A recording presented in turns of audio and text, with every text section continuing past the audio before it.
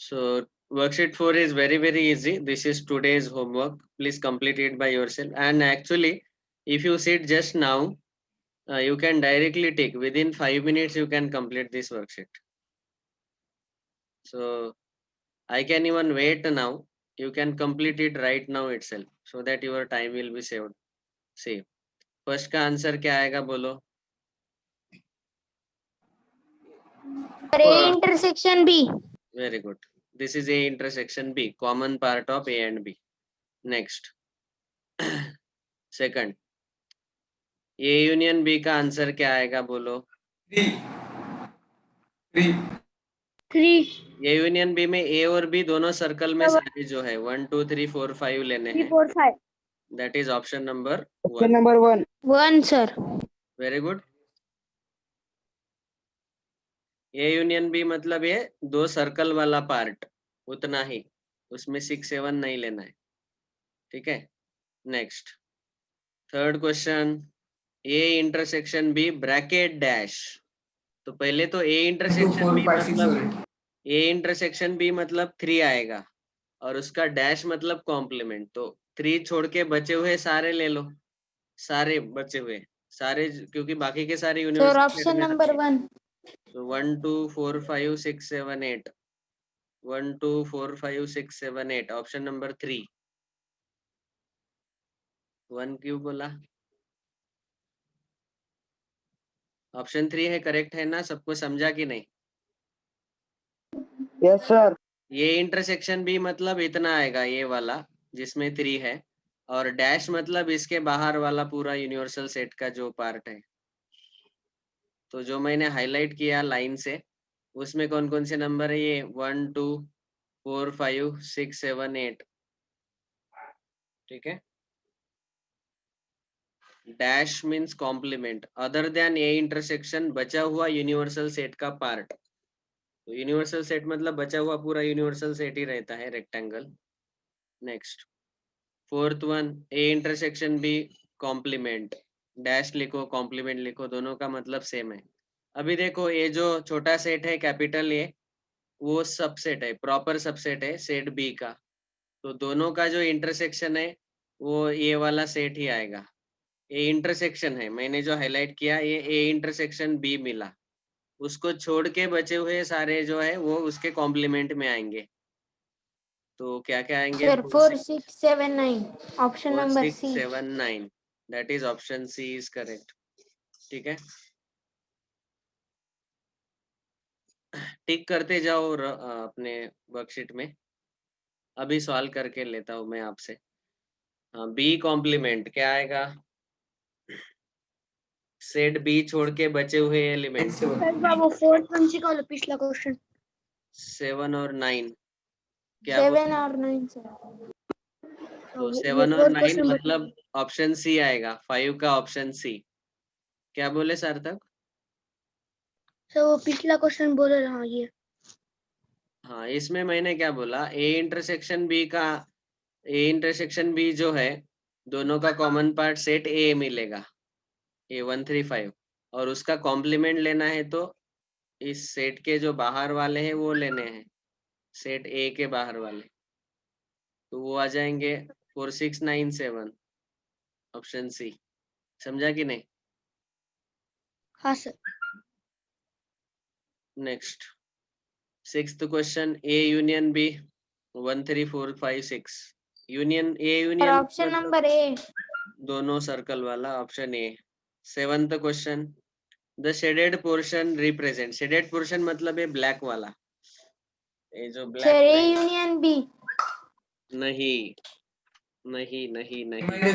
A minus B union B minus sir A. A minus B union B minus A. Very good. ये आएगा option number D. समझ में आया क्या?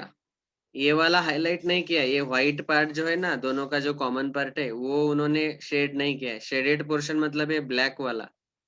तो ब्लैक वाला पोर्शन मतलब ए जो है, ए रहता है ए माइनस बी, और ये रहता है बी माइनस ए, और उन दोनों का यूनियन लेंगे तो दोनों एक साथ आ जाएंगे. उसको आप चाहे तो ए डेल्टा बी बोल सकते हैं, सिमेट्रिक डिफरेंस. नेक्स्ट, जहाँ कहीं भी ये म्यू लेटर यूज किया है, मैंने बोला था, कल भी बोला है, उसको यूनिवर्सल सेट कंसीडर करना है, capital you. Okay, please remember that. मतलब यूनिवर्सल सेट को यू, कैपिटल एक्स, या तो म्यू, या तो और एक था वो साई वाला, ऐसे ये सारे लेटर हम यूज कर सकते हैं।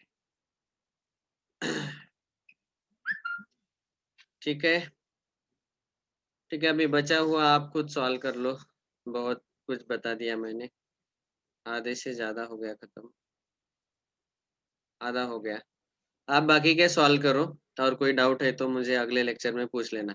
ये जो वर्बल रीजनिंग वाला पार्ट है, ये एक्स्ट्रा हमने इसीलिए ऐड करके डाल दिया मैथ्स में, ताकि आप खुद प्रैक्टिस कर ले इसका। मैं ये नहीं पढ़ाने वाला, ऐसा मुझसे एक्सपेक्ट मत करो। Of course you can solve it, ये आपको आपके जो भी कॉम्पिटिटिव एग्जाम्स है उसमें यूज होगा। तो नोट्स में एक्स्ट्रा पार्ट इसीलिए ऐड करके दिया है ताकि आपका प्रैक्टिस हो जाए, ठीक है। ऑफ कोर्स बहुत सारे कॉम्पिटिटिव एग्जाम्स है, उसमें वो आते रहते हैं। इसमें कोई डाउट है तो आप मुझे पर्सनली पूछ सकते हैं, लेकिन क्लास में कभी मत पूछना, वर्बल रीजनिंग वाला पार्ट जो है, ठीक है। So with this we complete chapter set theory, पहला चैप्टर कंप्लीट हुआ। ये फोर्थ वाला वर्कशीट आप कंप्लीट कर लो, कुछ डाउट्स है तो मंडे को हम डिस्कस कर लेंगे। अगला हमारा सर सेकंड, हाँ बोलो। वर्कशीट 4 का नोटबुक में नहीं लिखा तो भी चलेगा ना? Yes, yes, yes. No need to write in notebook. You can directly mark the answers in the uh, Xerox और पीछे देख के मत मार्क करो, मुझे समझ में आएगा। कुछ कुछ आंसर रॉन्ग है पीछे, हाँ। ठीक है, पीछे का सॉल्यूशन देख के मार्क नहीं करना है, एक्चुअली सॉल्व करके मार्क करो, सिंसियरली सॉल्व करो। तो ये Sir, हाँ बोलो, I have one question from set theory. Ask. That, sir, if we say that intersection of two set is pi, then what is meaning of that? Is pi is common between them or nothing is common between them? Wait, I am sorry, I could not listen to you. Sir, if two sets are there and their intersection is pi, then what is meaning of that? Means pi is common between them or nothing is common between them? Nothing is common between them. When I Sir, say two sets are disjoint, say this is universal set, and two sets are like this separate, अलग अलग है. There is no common element. No common element means there are zero common elements, and zero common elements means if I take their intersection, that is a null set. Null set has zero elements. sir, but if that pi only common between them, then we have to represent like that one. अच्छा, तो generally ये ऐसा कभी नहीं होता कि phi common आएगा दोनों में, वो पावर सेट में कॉमन आ सकता है, सेट में कभी कॉमन नहीं आएगा। सेट ए में समझो मैंने ऐसे लिखा भी, समझो फॉर एग्जांपल ऐसे लिया भी, for example like this, set A has one element phi, another element remaining one like this etc. Set B में ऐसा लिखा 5 4 5, ठीक है। तो अभी देख के हम बोल सकते हैं क्लियरली कि सेट ए और बी, इन दोनों का जो इंटरसेक्शन है ये फाई आएगा। इसका मतलब क्या है, दोनों में कॉमन एलिमेंट फाई आ रहा है तो फाई तो नल सेट होता है ओके, और ये भी तो नल सेट ही है, तो मतलब आप फाई डालेंगे भी दोनों सेट में और उन दोनों का इंटरसेक्शन भी लेंगे तो वो नल सेट ही आ रहा है।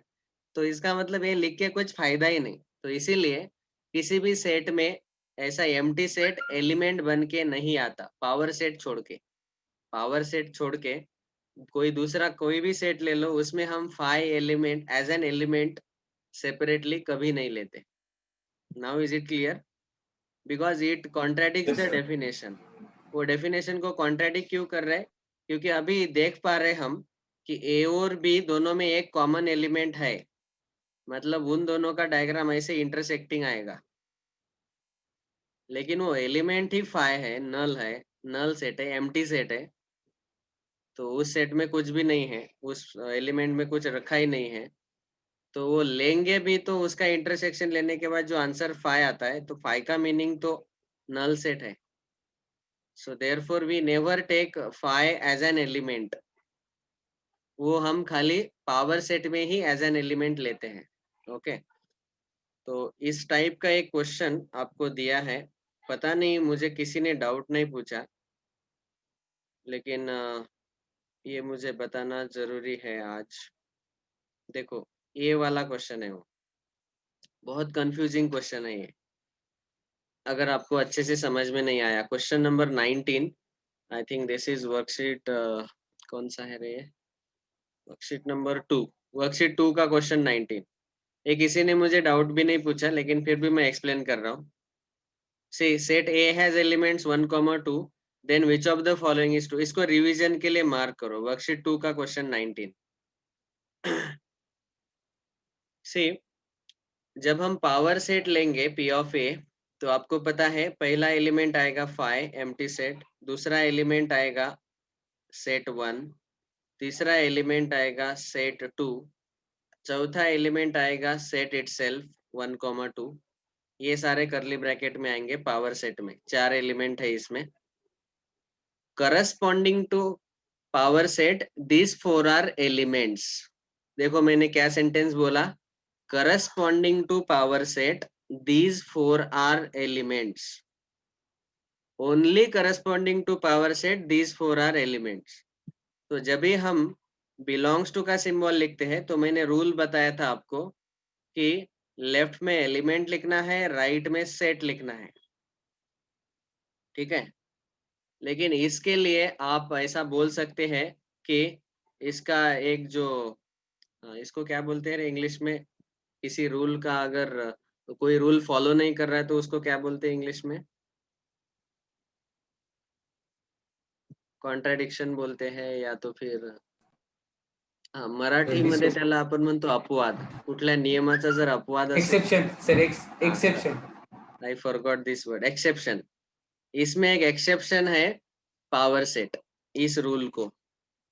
क्योंकि क्या होता है, पावर सेट में राइट में तो सेट आएगा पी ऑफ ए, लेकिन लेफ्ट में सारे सेट ही आने वाले, set 5, set 1, they all are elements of power set. तो ये एक्सेप्शन बोल सकते हैं आप इस रूल के लिए, कि इसके लेफ्ट Sir, में, then why are we? इसके लेफ्ट में सेट आ रहा है, ये सेट आ रहा है actually, but this happens only in case of power set, not in other set, ठीक है। तो इसीलिए हम यहाँ बिलोंग्स टू सिंबल लिख सकते हैं, क्योंकि पावर सेट का डेफिनेशन ही ऐसा किया गया कि वो सेट ऑफ ऑल सबसेट्स है, तो उसके एलिमेंट बेचारे सारे सेट ही रहेंगे।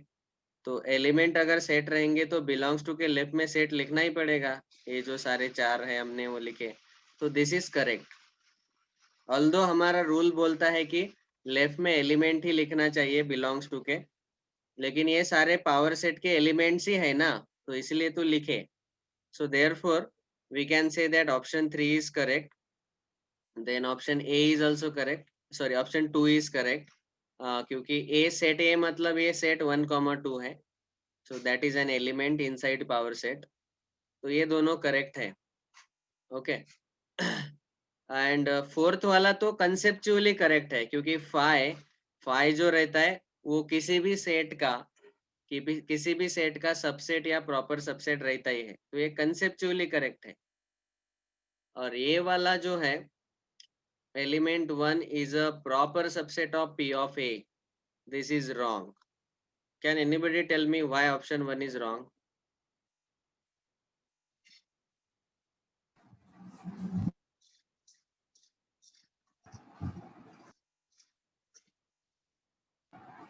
ये चारों तो करेक्ट है, वो आपको समझ में आ गया होगा, क्योंकि ये चारों एलिमेंट्स है पावर सेट के।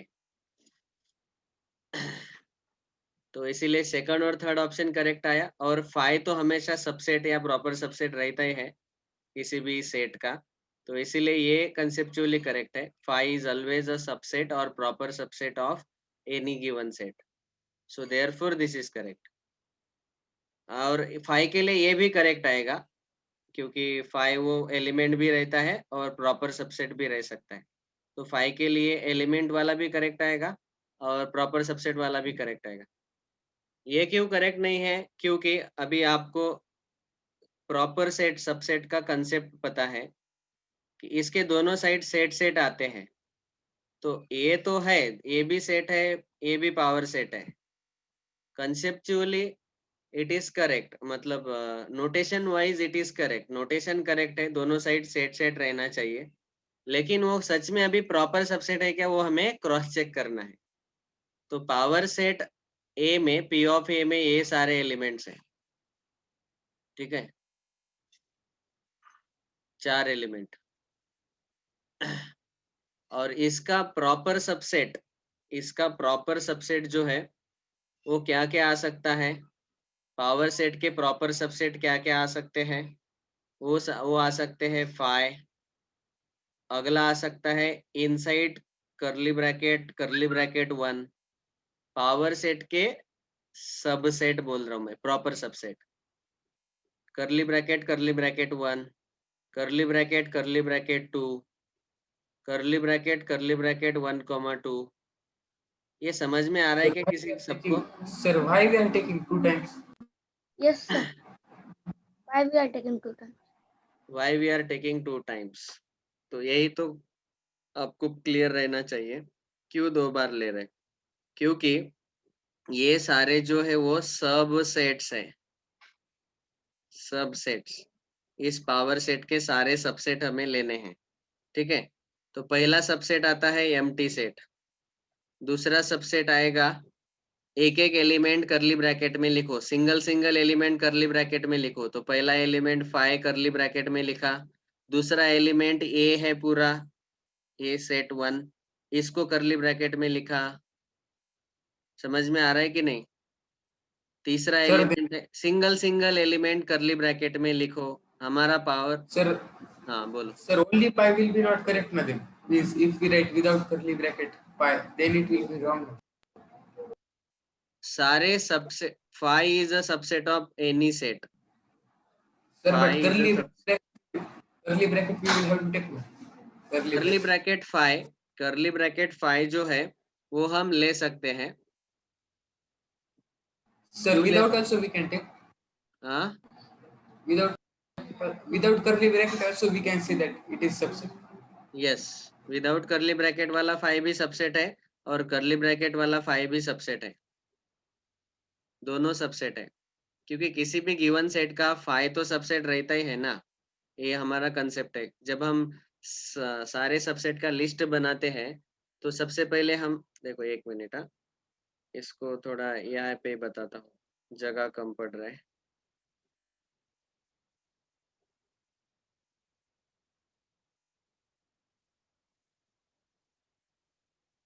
से हमारा सेट ए था, उसमें 2 एलिमेंट थे। जब हमने इसका पावर सेट लिया तो हमने इसके सारे सबसेट ले लिए करली ब्रैकेट के अंदर। तो पहला सबसेट फाई लिया, दूसरा सबसेट सिंगल एलिमेंट ले लिए, और तीसरा सबसेट 2 एलिमेंट वाले ले लिए और इनको पावर सेट में करली ब्रैकेट में लिख दिया।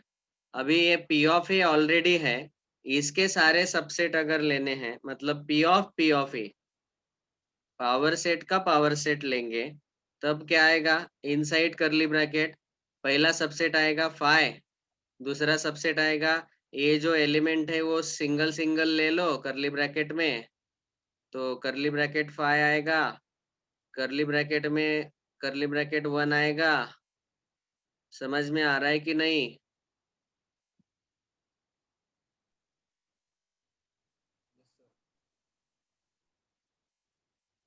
ये सिंगल सिंगल एलिमेंट हमने ले लिए।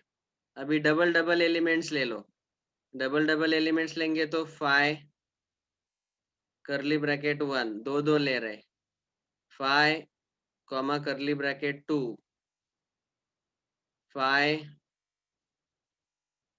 comma curly bracket 1 comma 2. Is it clear to everyone?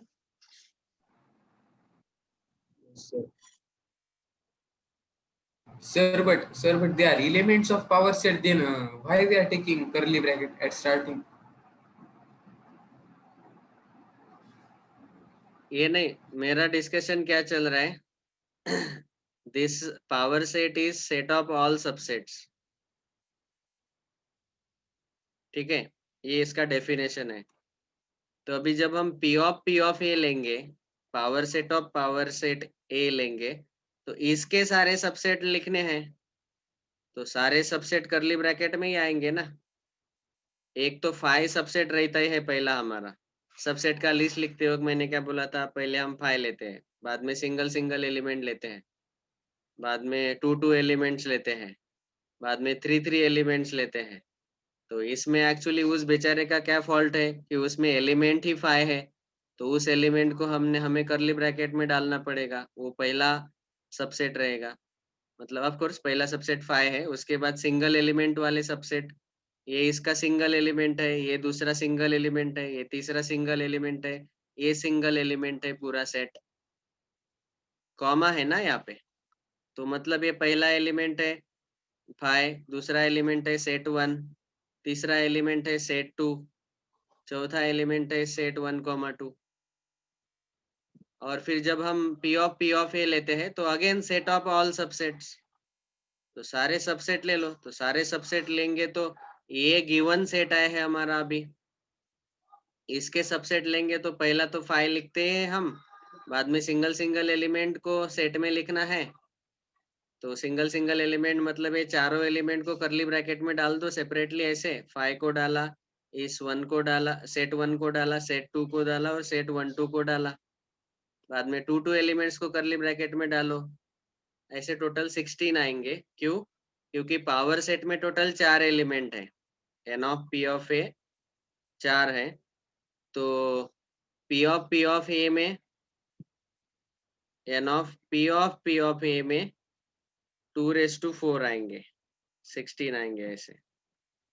Is it clear to everyone?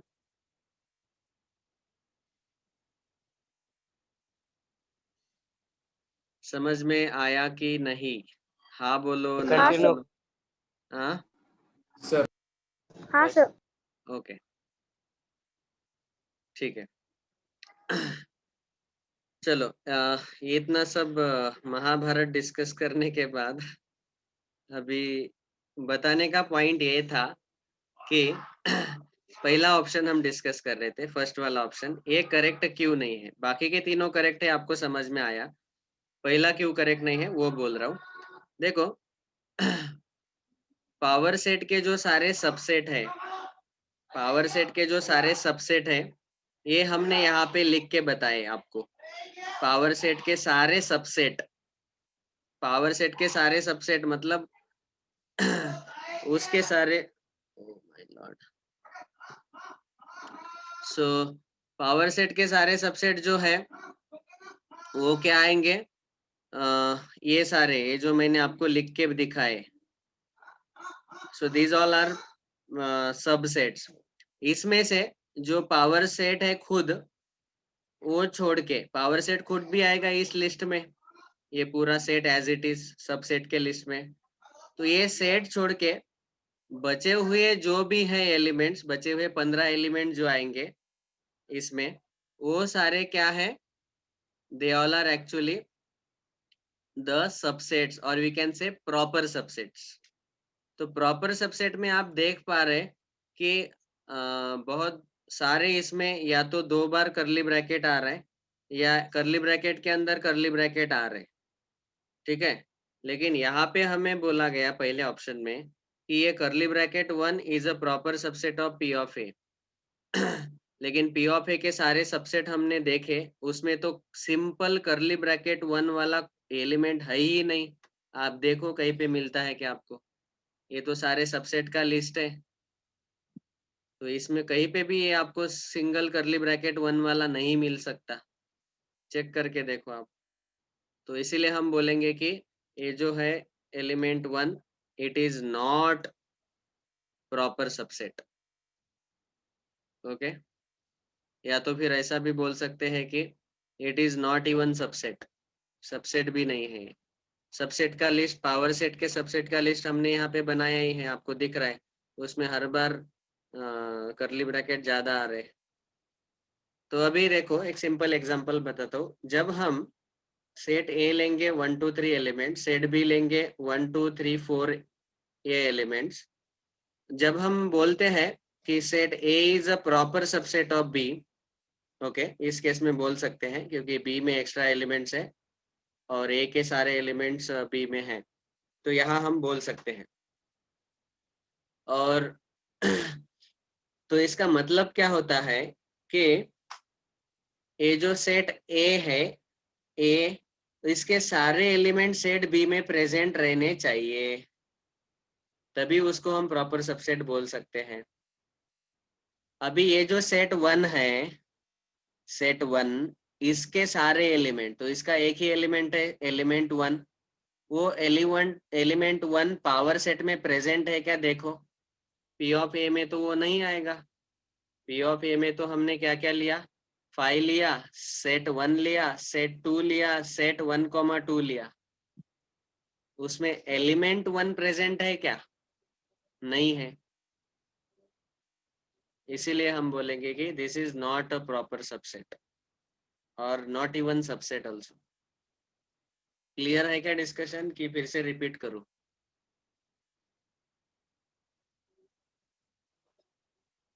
Is it clear to everyone?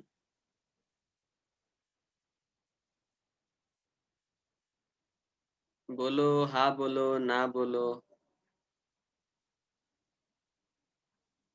देखो, यहाँ ये छोटा वाला सेट प्रॉपर सबसेट है, 1 2 3 is a proper subset of 1 2 3 4। इसका मतलब इसके सारे एलिमेंट्स इसमें प्रेजेंट रहने ही चाहिए, ओके, तभी तो वो प्रॉपर सबसेट होगा।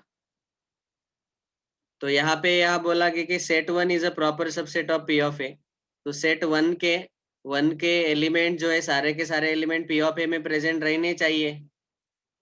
तो सेट 1 का एलिमेंट क्या है? 1 है, इसमें एक ही एलिमेंट है 1, और वो पी ऑफ ए में प्रेजेंट है क्या? पी ऑफ ए में तो हमें कौन कौन से एलिमेंट मिले? एक मिला 5, एक मिला करली ब्रैकेट में 1, एक मिला करली ब्रैकेट में 2, और एक मिला करली ब्रैकेट में 1,2। ये सारे हैं। सिंगल 1 एलिमेंट प्रेजेंट नहीं है पी ऑफ ए में, ये तो 1 सेट है, ठीक है। सो देयरफॉर वी से first option is wrong. I have discussed sufficiently. Have you understood? अरे हाँ बोलो, ना बोलो, मैं फिर से बताऊं क्या? Yes or no?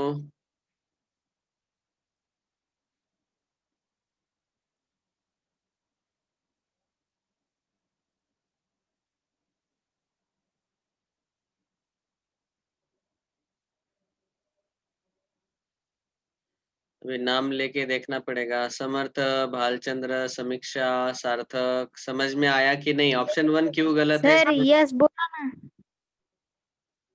Okay Chat. Sir okay, ठीक है। लाइव क्लास इसीलिए तो है, मुझे समझ में आएगा कि आपको समझ में आया कि नहीं, तो बोलेंगे तभी समझ में आएगा। चलो ठीक है, वेरी गुड। सो 19 क्वेश्चन को रिवीजन के लिए मार्क करके रखो। अगला चैप्टर स्टार्ट करना था आज।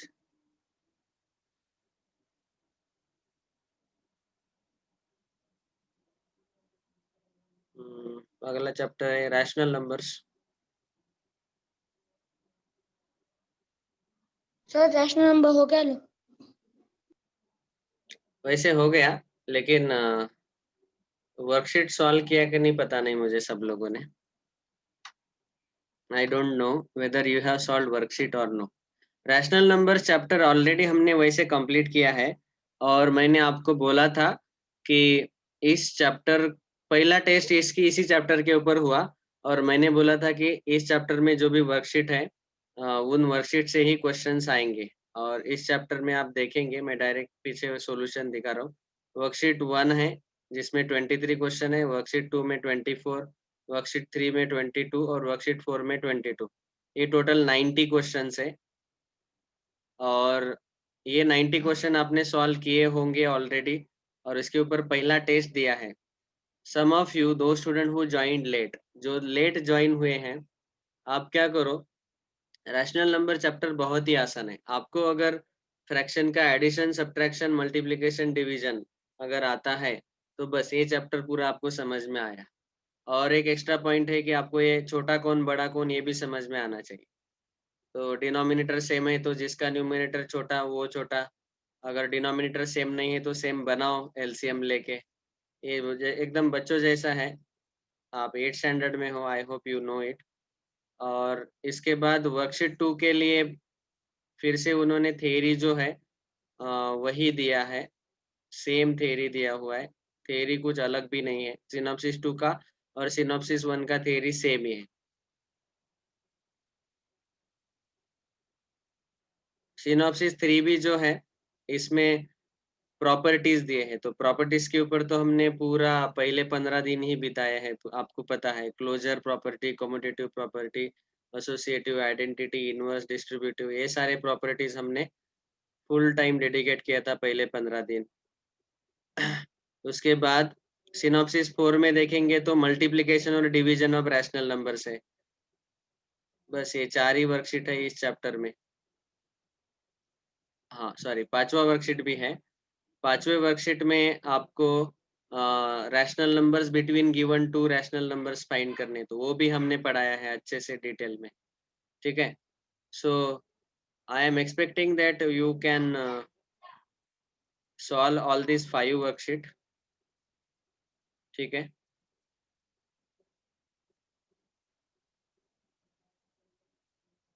और जैसे आपने पूछा कि मेगा टेस्ट में कौन सा चैप्टर आएगा, तो मेगा टेस्ट अगले संडे को है, इस संडे को नहीं है, कल नहीं है। तो अगले संडे तक जितना पोर्शन कंप्लीट होगा, मतलब अगले वीक में हमारे और 8th स्टैंडर्ड के आपके मतलब दोनों चैप्टर? दोनों चैप्टर तो फुल्ली आएंगे। पहले दिन से लेके अगले सैटरडे तक जो कंप्लीट होगा वो मेगा टेस्ट में आएगा। ठीक है, मतलब अगला जो चैप्टर अभी मैं स्टार्ट करूंगा हमारा 8th स्टैंडर्ड का, सर मतलब टोटल 2 चैप्टर ना सर? Total sir? 2 चैप्टर। पहला चैप्टर है सेट थ्योरी, यहाँ पे देखो स्क्रीन पे, सेट थ्योरी कंप्लीट हुआ। रैशनल नंबर्स मैंने पहले ही कंप्लीट कर दिया है। वो जो लेट आए उनको मेरा रिक्वेस्ट है, और मुझे पता भी है कौन कौन लेट आया है। आप सब लोगों को ये पांचों वर्कशीट सॉल्व करके कंप्लीट करने हैं। ये 2 चैप्टर मेगा टेस्ट को आएंगे जरूर, लेकिन इसके अलावा मंडे से अगले वीक में मंडे से सैटरडे तक जो 4 लेक्चर होंगे, उस 4 लेक्चर में फ्रैक्शन चैप्टर का जो भी पार्ट पढ़ाया जाएगा वो भी आ सकता है एग्जाम में। ठीक है, इज इट क्लियर? सर? हाँ बोलो। सर मतलब फर्स्ट चैप्टर, सेकंड